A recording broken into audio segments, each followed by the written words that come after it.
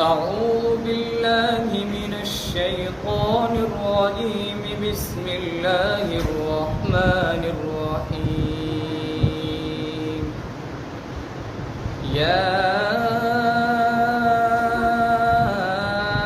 أيها الذين آمنوا اتقوا الله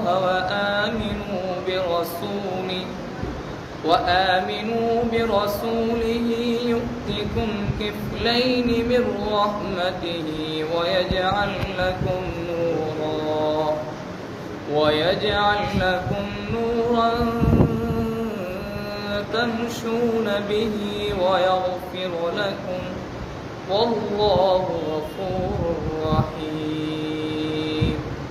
لئلا يعلم أهل الكتاب ألا يقدرون على شيء من فضل الله، وأن